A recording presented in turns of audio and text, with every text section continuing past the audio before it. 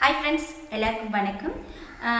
இன்றைக்கி நம்ம இந்த வீடியோவில் மிஷின் வந்து பெடல் மிஷினாக இருக்கட்டும், இல்லைனா வந்துட்டு பவர் மிஷினாக இருக்கட்டும், எப்படி வந்து ப்ராக்டிஸ் பண்ணுறது. நிறைய பேருக்கு வந்து ஸ்பீட் கண்ட்ரோல் வந்து தெரியல.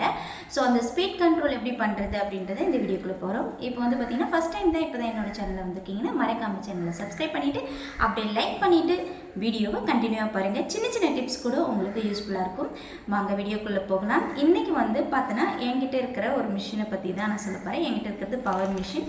அதை வந்து எப்படி வந்து நான் வந்து ஸ்பீட் கண்ட்ரோல் பண்ணுறேன் அப்படின்றது இந்த ஒரு சுவிட்ச் மூலியமாக உங்களுக்கு வந்து நான் சொல்லி காமிக்கிறேன். இதோட ஃபார்முலா தான் நம்ம வந்து அதில் அப்ளை பண்ண போகிறோம். இப்போ பாருங்கள், இது வந்து பார்த்திங்கன்னா மிஷினை ப்ரெஸ் பண்ணுறது, இதை வந்து மிஷினை கண்ட்ரோல் பண்ணுறது.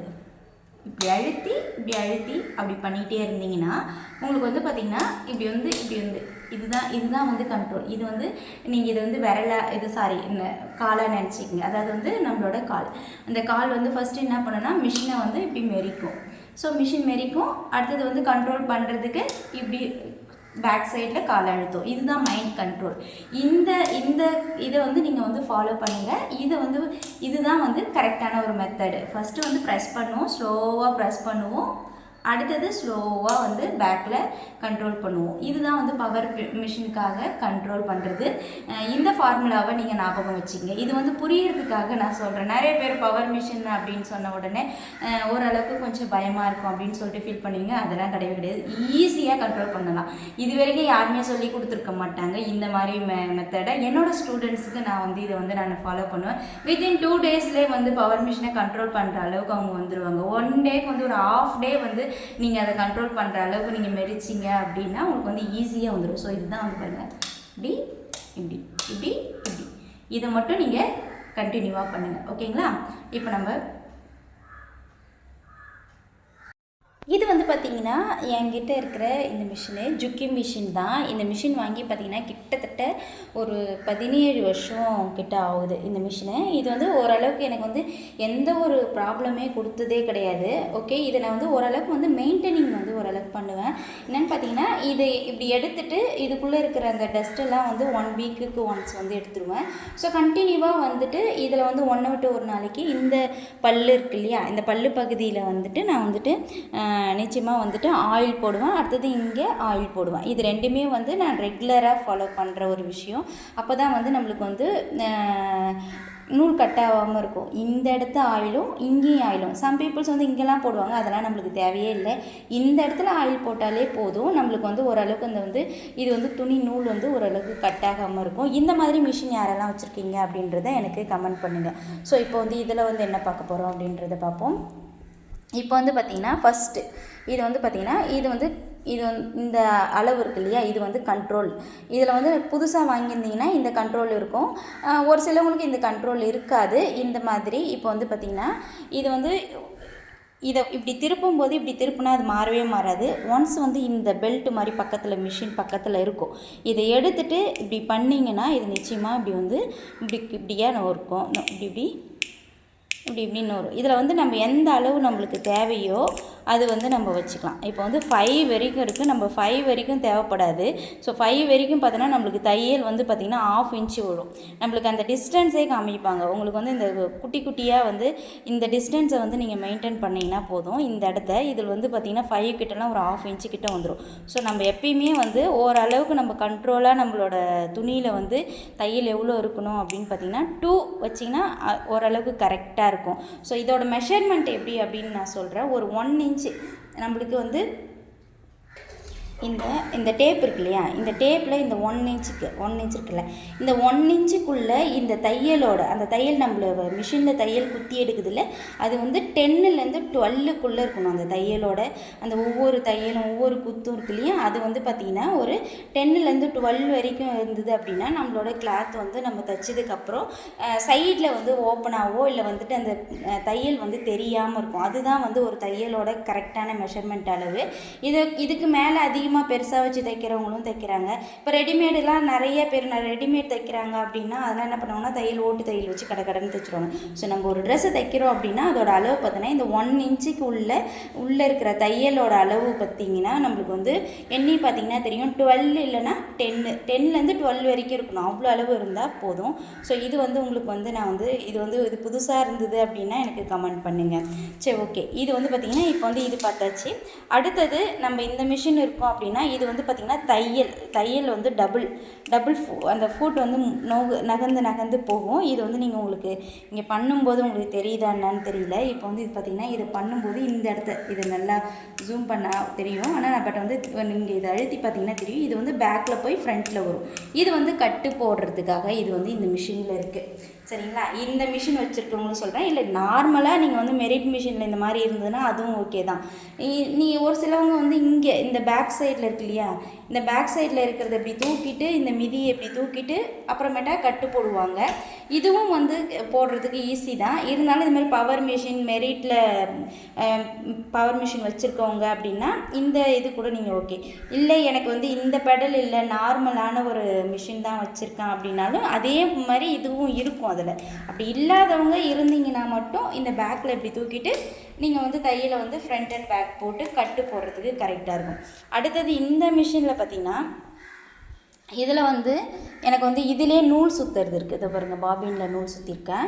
இதிலே வந்து இந்த பாபினில் நூல் சுற்றுறது இருக்குது. அதனால் நான் இதிலே சுற்றிக்கிறேன். ஒரு சிலவங்களுக்கு வந்து பாபினில் நூல் சுற்றுறது இருக்காது. அவங்களாம் வந்து பார்த்திங்கன்னா இந்த இதில் வச்சுட்டு நூல் சுற்றுவாங்க. இதுக்கு நம்மளுக்கு தேவைப்படலை. ஸோ இதில் வந்து நூல் சுற்றுறது இதிலே வந்து நான் நூல் சுற்றிக்கிட்டேன். இதிலே வந்து நூல் சுற்றுறது இருக்குது. இதில் வந்து உங்களுக்கு எதாவது டவுட் இருந்தது அப்படின்னா எனக்கு கமெண்ட் பண்ணுங்கள். இந்த டவுட்டை நான் உங்களுக்கு இது இருக்கு இல்லையா, இதை நீங்கள் பாருங்கள். இதை நான் அப்படி அழுத்தும் போது இப்படி லைட்டாக தள்ளும்போது உங்களுக்கு இந்த இடத்தையும் நோட் பண்ணுங்கள். இந்த இடம் வந்து மிதி தூக்கும். இது வந்து மிதி தூக்கிறதுக்கு துணி வந்து ஏதாவது வைக்கிறதுக்கு. ஸோ இது எப்படி மிதிக்கும் போது எப்படி யூஸ் பண்ணுறது அப்படின்றத பார்க்கலாம். இப்போ பாருங்கள், உங்களுக்கு காமிக்கிறேன். இந்த இருக்கு இல்லையா, இது இப்படி காலால் தள்ளி பழகணும். இது ஒரு 15 டைம்ஸ்க்கு இப்படி வந்து தூக்கி இப்படி பழக ஆரம்பிங்க. இதுதான் வந்து மிதி தூக்குறதுக்கான இது. ஓகேவா? அடுத்தது உங்ககிட்ட நான் சொன்னேன் இல்லையா, இதுதான் சொன்னேன்.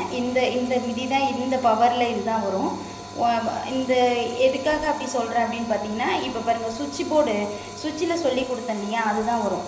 ஒன்ஸு இப்படி அழுத்தின உடனே உங்களுக்கு தெரியும். அழுத்தின உடனே நீங்கள் பாருங்கள், இப்படி அழுத்தின உடனே மிஷினு ஓடுது. பாருங்கள், மிஷினு ஓடுதா? ஓகேவா? தைக்கிற ஓடுதா?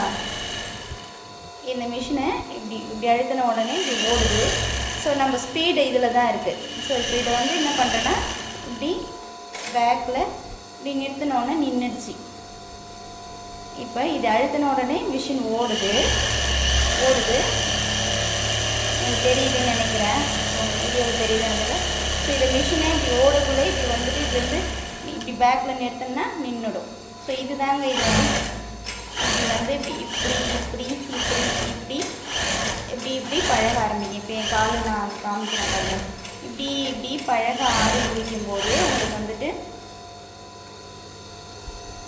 இந்த பெடல் வந்து இப்படி தைக்கும் போதே இப்படி வச்சு இப்படி தைக்க ஆரம்பிக்கும் போதே நம்ம என்ன பண்ணோம்னா இதை வந்து இப்படி நூல் இப்போ இப்படி பண்ணும்போது இப்படி தூக்கக்கூடாது. ஸோ இப்படி தைச்சிட்டு இப்படி நிறுத்தும் போது துணி நம்ம தூக்கிட்டு இதில் நம்ம இங்கே இந்த இடத்த துணி நம்ம இங்கே வைக்கணும். இதுதான் வந்து பெடல் மிஷினுக்கு நம்மளுக்கு வந்து யூஸ் பண்ணுறது. ஸோ நான் மேலேருந்து இதெல்லாம் வந்து இப்படி தூக்கிட்டு பேக் சைடில் எடுத்துகிட்டு வைப்போம்ல, அது மாதிரிலாம் பண்ணாமல் இப்படி எடுத்துகிட்டு இப்படி கீழே இப்படி தள்ளிட்டு தள்ளின உடனே நீங்கள் இங்கே பாருங்கள், இப்படி தள்ளின உடனே இங்கே தூக்குது இல்லை, இந்த இடத்த தூக்கினோன்னே நம்ம வந்து துணியை அப்படி வச்சுட்டு அப்படியே தைக்க வேண்டியது தான். இது பேக் சைடில் நம்ம தூக்கணுன்னு ஒன்றும் அவசியமே இல்லை. ஸோ சிம்பிளான ஒரு விஷயந்தான். என்னன்னு பார்த்தீங்கன்னா, இப்போ இப்படி அழுத்திட்டு இப்படி பேக் அழுத்தணும். ஸோ இது இவ்வளோ தான் வந்து பவர் கண்ட்ரோல் பண்ணுறதுக்கு. பவர் மிஷினை பார்த்து பயப்படாதீங்க, பவர் கண்ட்ரோல் பார்க்குறது இவ்வளோ தான். அடுத்தது நம்ம பார்ப்போம். அடுத்தது வந்து நம்ம நூல் கோக்குறது பார்க்க போகிறோம். ஸோ இப்போ பாருங்கள், இது இருக்கு இல்லையா, இங்கே பாருங்கள், இங்கே வச்சுருக்கேன் பாருங்கள். அந்த நூல் இது இன்கேஸ் வந்து இங்கேருந்து தான் நூல் கோக்கணும்னு அப்படி கிடையாது. இந்த மிஷினில் பார்த்திங்கன்னா இங்கேயும் இருக்கும், இந்த இடத்தையும் நூல் இருக்கும். ஆனால் நம்ம வந்து நான் ஏன் இந்த இடத்துலேருந்து பார்த்துருக்கேன்னா, இந்த டிஸ்டன்ஸ் வந்து நம்மளுக்கு வரும்போது நம்மளுக்கு வந்து தையல் இன்னும் ஃபினிஷிங்காக இருக்கும். அவங்க ஒவ்வொன்றுமே தையல் இந்த ஒவ்வொரு மிஷினுக்கும் ஒவ்வொரு மாதிரி நூல் கோக்குறது இருக்கும். ஆனால் ஜுக்கி மிஷினோ இல்லை வந்து மெரிட்டில் இல்லை பவர் மிஷினில் பார்த்திங்கன்னா ஒரே இதுவாக தான் இருக்கும். இப்போ வந்து ஃபஸ்ட்டு வந்து இங்கேருந்து வரும்போது நான் இந்த இடத்துல கோத்துக்கிறேன். கோத்ததுக்கு அப்புறமா இது உள்ளே இப்படி விட்டுட்டு அடுத்தது இது வழிக்காக வந்திருக்கேன். இது வழியாக வந்து இப்படி வந்துட்டு இங்கே இருக்கு இல்லையா, இந்த நூல் இது கொஞ்சமாக இப்போ நான் தைக்கும்போது அறுத்துக்குச்சு. நல்லா உங்களுக்கு புரியல அப்படின்னா நல்லா ஸ்லோவாக வச்சு ஸ்லோ மிஷினில் வச்சு ஸ்லோவாக இருக்கும்ல அந்த வீடியோவில் வச்சு பாருங்கள், உங்களுக்கு புரியும். ஸோ ஃபஸ்ட்டு வந்து நூலை நம்ம இதில் கோத்துக்கிறோம். இதில் கோத்துட்டு இதுக்குள்ளால் விட்டு இப்படி வெளியே வந்து இதில் விட்டு இதிலேருந்து இப்படி வரும். வந்துட்டு இங்கே இருக்குது பாருங்கள், உங்களுக்கு தெரியுதா, இந்த ஞாபகத்துலேயே இதுக்குள்ளே விட்டுட்டு இதுக்குள்ளேயும் விடணும். விட்டுட்டு அதுக்கப்புறமா இதை வந்து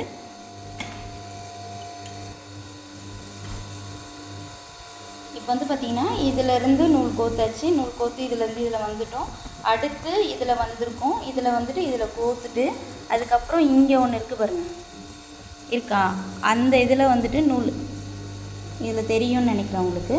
இந்த நூல் இப்படி வந்து தெரியுதா, இதுதான் இப்படி இப்படி ஏறி இறங்கும். ஸோ இதுதான் இந்த இடத்துல கோத்துட்டு அடுத்தது இப்படி வாங்க, இப்படி வந்துட்டு இதில் நூல் கோத்துட்டு அதுக்கப்புறமா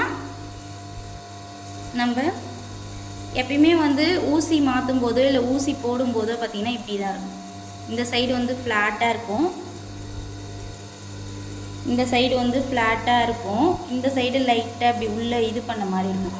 இப்போ நம்ம எப்பயுமே ஊசி வந்து இந்த பக்கம் இருந்து தான் கோக்குற மாதிரி இருக்கும். தைக்கிற மிஷினுக்கு நம்மளுக்கு எப்பயுமே எல்லா மிஷினுக்குமே சின்ன மிஷினாக இருக்கட்டும் பெரிய மிஷினாக இருக்கட்டும் எந்த மிஷினாக இருந்தாலுமே கோக்குறது இப்படி தான். இதை வந்து ஸ்லோவாக நீங்கள் வச்சு பாருங்கள். ஃபஸ்ட்டு வந்து இந்த நூல்லேருந்து இப்படி வந்திருக்கோம், அடுத்தது இதில் வந்திருக்கோம், அடுத்தது இது உள்ளே விட்டு இதுக்குள்ளே விட்டுட்டு இதுக்குள்ளே வந்து ஸோ அடுத்து இப்படி வந்திருக்கோம், அடுத்தது இப்படி வந்திருக்கோம், அடுத்து இப்படி போயிட்டு முக்கியமாக இது உள்ளே கோர்த்துருக்கணும். இந்த உள்ள சைடில் இருக்கு இல்லையா, அந்த சைடில் இருக்கிறதுல கோர்த்துருக்கணும். அடுத்தது இப்படி வந்தோம் அப்படின்னா இதில் கோர்த்ததுக்கப்புறமா இதில். ஸோ இவ்வளோ தான் வந்து மிஷினோட எதுவுமே. இப்போ நம்ம மிஷின் கொடுத்துருக்காங்கன்றா இதில் எதுலேயுமே நம்ம வந்து கையை வைக்கவே தேவையில்ல. நம்மளுக்கு முக்கியமாக கை வைக்க வேண்டியது விஷயம் பார்த்தோன்னா தையல் வந்து எவ்வளோ வந்து வைக்கலாம் அப்படின்றது தான். அடுத்தது இது வந்து டென்ஷன் கம்பி. இந்த டென்ஷன் கம்பி எதுக்காக அப்படின்னா, நீங்கள் வந்து தையல் வந்து நூல் வந்து ரொம்ப டைட்டாக வருது அப்படின்னா லைட்டாக இப்படி லூஸ் பண்ணலாம். உங்களுக்கு வந்து தையலோட லூஸ் எவ்வளோ வருது அப்படின்னு பார்த்தோன்னா, இப்படி நான் இழுத்தேன் அப்படின்னா ரொம்ப லூஸாக வராமல் இந்த மாதிரி கரெக்டாக எந்த இடத்துலையும் லூஸ் கொடுக்காம இந்த மாதிரி கரெக்டாக இப்படி வருதான்னு பாருங்கள். இப்படி வந்தது அப்படின்னா உங்களுக்கு வந்து மிஷின் வந்து கரெக்டாக இருக்குது, தையல் வந்து கரெக்டாக வருது அப்படின்னு அர்த்தம். விவரங்க இதிலேருந்து இப்படி வந்து இப்படின்னு சம்டைம்ஸ் இதை டைட்டாக இருந்தது அப்படின்னா இதில் வரவே வராது. இந்த அளவுக்கு தான் டைட் இருக்கணும். ஓகேங்களா? சரி, இதான் இதோட கேஸ், இந்த மிஷினோட கேஸ் இதான். ஸோ இது வந்து பார்த்திங்கன்னா இது வந்து இந்த பாபினை வந்து இதுக்குள்ளே அட்டாச் பண்ணுறோம். அட்டாச் பண்ணதுக்கு அப்புறமா நூல் வந்து இப்படி போட்டுட்டு இப்படி இழுக்கணும். ரொம்ப சிம்பிளு. இப்படி எடுங்க, இதுக்குள்ளே இப்படி போட்டுட்டோம். இந்த நூல் இருக்கு இல்லையா, இங்கே இருக்குது பாருங்கள், இந்த ஹோல் இருக்கு இல்லையா, இந்த ஹோல் உள்ள இப்படி விட்டுட்டு இதுக்குள்ளே இப்படி விட்டிங்கன்னா இந்த சைடில் வந்து ஃபிட் ஆகிடும். இதை ஸ்லோவாக நீங்கள் வச்சு பாருங்கள். இப்படி இடுக்கும்போது இந்த நூலும் எந்த இடத்துலையும் சிக்காமல் ஈவனாக அழகாக இப்படி தான் வரணும். ஸோ இவ்வளோதாங்க, இப்படி இவ்வளோதான் அழகாக இப்படி வரணும். அப்போ தான் வந்து இந்த நூல் வந்து கரெக்டாக வந்து நம்மளுக்கு வந்து தையல் வந்து கரெக்டாக வரும். இதுக்கும் உங்களுக்கு புரிஞ்சிருக்கும்னு நினைக்கிறேன். இதுக்கு வந்து புரியல அப்படின்னா எனக்கு வந்து கமெண்ட் பண்ணுங்கள். ஸோ அடுத்தது வந்து பார்த்திங்கன்னா இந்த பாபின் கேஸை இப்போ பாருங்கள், இதை நல்லா பார்த்துக்குங்க. எப்பயுமே பாபின் கேஸ் போடுறோம் அப்படின்னா இது எந்த பக்கம் இருக்குது பாருங்கள், இந்த ஹோல் இருக்கா, இது எப்பயுமே மேலே தான் இருக்கணும். இந்த அம்புக்குறி இருக்கா, இது நம்மளை நோக்கி தான் இருக்கணும். இது வந்து பார்த்திங்கன்னா இது வந்து ஜுக்கி மிஷின், மெரிட் மிஷினுக்கு, இது பவர் மிஷின் எல்லாத்துக்குமே இது தான் வரும். உங்களுக்கு வந்து நார்மலான பெடல் மிஷின் வச்சுருக்கீங்க அப்படின்னா இந்த நாப் வந்து பார்த்திங்கன்னா இப்படி வரும், மேல் பக்கமாக வரும். இது வந்து சைடில் வரும். சின்ன வித்தியாசம்தான் வரும். ஆனால் இதுக்கும் அதுக்கும் பாபின் கேஸு கொஞ்சம் டிஃப்ரெண்ட் இருக்கும். பட் இருந்தாலும் அதில் இப்படி மேலே வரும், இதில் இப்படி சைடில் வரும். இது மேல் பக்கம் வரும், இது வந்து இப்படி சைடில் வரும். சரிங்களா? இது உங்களுக்கு புரியுதா இல்லையான்ட்டு அப்படின்னு கமெண்ட் பண்ணுங்கள். ஸோ அடுத்தது இதில் முக்கியமாக ஒரு விஷயம், இதை வந்து இப்படி வச்சுட்டு இதுக்குள்ளே இப்படி போட்டு இப்படி ஒரு சவுண்டு கேட்கணும். அந்த சவுண்டு கேட்டால் மட்டும்தான் அதை நம்ம கரெக்டாக போட்டிருக்கோம் அப்படின்னு சொல்லிட்டு அர்த்தம். ஸோ அது எப்படின்னு சொல்லிட்டு இது ஒன்ஸ் வந்து இதை வந்து எடுத்து தான் போடணும் அப்படின்ட்டு அவசியமே கிடையாது. இது ஒன்ஸ் வந்து நம்ம வந்து போடும்போது இப்போ உங்களுக்கு கற்றுத்தரத்துக்காக உங்களுக்கு எடுத்துருக்கேன். ஸோ இப்படி தள்ளி விட்டுருங்க. தள்ளி விட்டதுக்கப்புறமா இதை நல்லா பார்த்துக்குங்க. இப்படி இன்னொரு 1 செகண்ட் நான் சொல்கிறேன். இப்படி உள்ளே விட்டுட்டு இப்படி எடுக்கிறோமா, எடுத்தது இப்படி விட்டதுக்கப்புறமா பாருங்கள், நான் உங்களுக்கு கீழேருந்து வைக்கிறேன். இல்லைன்னா வந்துட்டு இதுலேருந்து இப்படி போட முடியாது. அதனால் நான் உங்களுக்கு வந்து இப்படி கீழேருந்து நான் வச்சு காமிக்கிறேன் பாருங்கள்.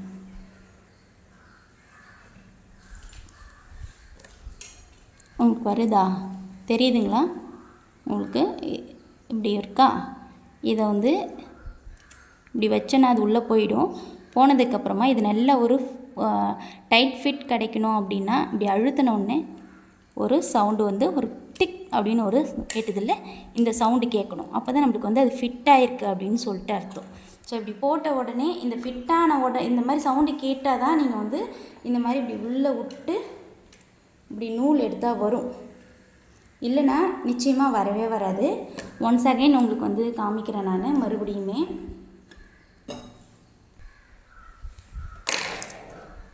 இப்போ இன்னொரு டைம் நான் வந்து போட்டு காமிக்கிறேன். இது எப்படி போடுறதுன்றதை பாருங்கள்.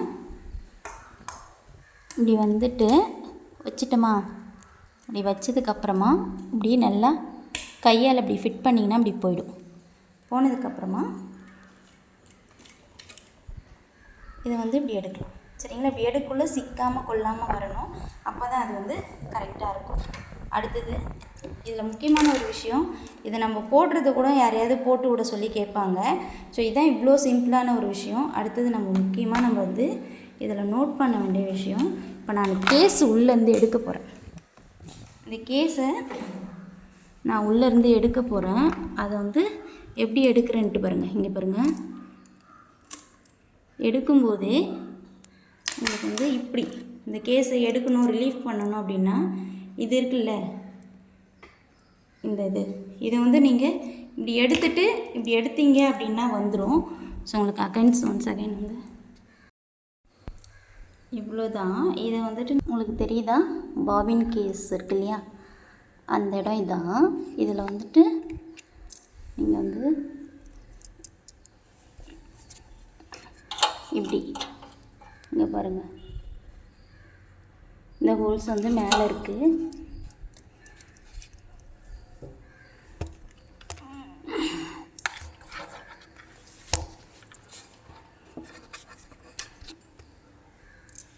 ஹோல்ஸ் வந்து இப்போ இதுலேருந்து நான் போடுறேன்.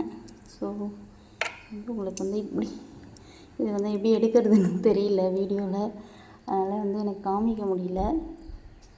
தெரியுதுங்களா? இது எனக்கு வந்து வீடியோ காமிக்க முடியல. ஸோ இருந்தாலும் வந்து உங்களுக்கு காமிக்கிறேன். இது இப்படி வச்சுட்டு பாருங்கள், இப்படி இருக்கா, போட்டதுக்கப்புறமா இதை வந்து இப்படி தள்ளன்னா அழுத்தினோடனே இந்த நடுவில் நெப் இருக்குது பாருங்கள், அது வந்து உங்களுக்கு வந்து கரெக்டாக வந்து வந்தால் மட்டும்தான் உங்களுக்கு வந்து அது வந்து ஃபிட்டிங்காக வந்து தெரியும். சரிங்களா? சரி இருங்க, இன்னும் இந்த வீடியோ எடுக்கிறதுக்கு ரொம்பவே கஷ்டப்பட்டேன். என்ன அப்படின்னு பார்த்தீங்கன்னா, இதில் இப்படி எடுக்கிறோம் இல்லையா, இந்த இடம் நல்லா பார்த்துக்குங்க. இது நல்லா ஜூம் பண்ணி கூட உங்கள் செல்லில் வந்துனா பாருங்கள். இது இருக்குல்ல, இது நல்லா இப்படி வந்து இப்படி மேல் பக்கம் நல்லா கைவிடுங்க. ஸோ இந்த விரலால் இப்படி வந்து இப்படி எடுத்தீங்க அப்படின்னா ஈஸியாக நம்மளுக்கு வந்து வந்துடும். ஸோ அடுத்தது வந்து பார்த்திங்கன்னா இது போடும்போதும் இப்படி தான், இப்படி வச்சுட்டு இப்படி தாங்க போடணும், அவ்வளோதான். ரொம்ப சிம்பிளான விஷயம். இதை வந்து நிறைய பேருக்கு இந்த மிஷினை யூஸ் பண்ணுறதுக்கு ரொம்ப கஷ்டப்படுறாங்க. ஒரு 4-5 தடவை அதை போட்டு பார்த்தீங்க அப்படின்னா உங்களுக்கு ஈஸியாக வந்துடும். ஸோ இன்னொன்று, இதுக்காக ஒரு மெக்கானிக்கை கூப்பிடணுமா அப்படின்னு நினைக்காதீங்க. ஸோ இப்போ இன்கேஸ் வந்து உங்களுக்கு வந்து மிஷினில் இதுமாரி பாபின் கேஸ் போட முடியல அப்படின்னா இது ஒரு 10 தடவை, ஒரு நாளைக்கு ஒரு 10 தடவை ஃபஸ்ட் ட்ரைனிங் எடுக்கிற வரைக்கும் இப்படி எடுத்துகிட்டு இப்படி போட்டு பாருங்கள். இதுதான் என்னோட கிளாஸு. மிஷினை பற்றின கொஞ்சம் டீட்டெயில்ஸ் எல்லாம் ஓரளவுக்கு நான் சொல்லி கொடுத்துட்டேன்னு நினைக்கிறேன். அடுத்தது வந்து உங்களுக்கு வந்து ஸ்டிச்சிங் வந்து நெக்ஸ்ட்டு வீடியோவில் சொல்லித்தரேன். உங்களுக்கு இது வரைக்கும் ஓகேவா சொல்லி கொடுத்துட்டேன். அடுத்தது வந்து பார்த்திங்கன்னா அடுத்தது ரீகால் போயிடலாம். ரீகால் பார்த்திங்கன்னா இது இப்படி சுவிட்ச் ஆன் பண்ணி ஆஃப் பண்ணுறது ஃபஸ்ட்டு. அடுத்தது மிஷினோட எல்லாத்தையுமே வந்துட்டு தையலை வந்து கம்மி பண்ணுறது, நூல் கோக்குறது, பாபின் கேஸ் எப்படி போடுறது அப்படின்றத இந்த விஷயத்தில் சொல்லி கொடுக்குறேன். அடுத்தது நெக்ஸ்ட்டு வந்து எப்படி ஸ்டிச் பண்ணுறது அப்படின்றத உங்களுக்கு நான் சொல்லிக் கொடுக்குறேன். மேலும் ஒரு நல்ல வீடியோவில் சந்திப்போம். மறக்காமல் சேனலை சப்ஸ்கிரைப் பண்ணிவிட்டு லைக் பண்ணிவிட்டு பாருங்கள். இந்த வீடியோ யாருக்காவது யூஸ்ஃபுல்லாக அப்படி இருந்ததுன்னா ஷேர் பண்ணி விடுங்க. நீங்கள் எந்த மாதிரி மிஷின்லாம் வச்சுருக்கீங்க, இதில் என்னென்ன ப்ராப்ளம் வருது அப்படின்றது இதுக்கப்புறம் நீங்கள் சொல்கிறத பொறுத்து தான் நான் வந்து மிஷினை பற்றின எல்லா விஷயங்களும் சொல்லிக் கொடுப்பேன். இது வரைக்கும் மிஷினை பற்றின இந்த கிளாஸ் வந்து ஓவர். அடுத்து வர எல்லா கிளாஸஸுமே ஸ்டிச்சிங் அண்டு கட்டிங் தான் வரும். ஸோ நெக்ஸ்ட் வீடியோக்காக நீங்கள் வந்து தயாராக இருங்க. ஸோ அதுக்கப்புறம் மிஷினை பற்றி ஏதாவது டவுட் வந்துன்னா எனக்கு கமெண்ட் பண்ணால் மட்டும்தான் நான் மிஷினை பற்றின நெக்ஸ்ட் வீடியோ அப்லோட் பண்ணுவேன். மேலும் ஒரு நல்ல வீடியோ சந்திப்போம். நன்றி, வணக்கம்.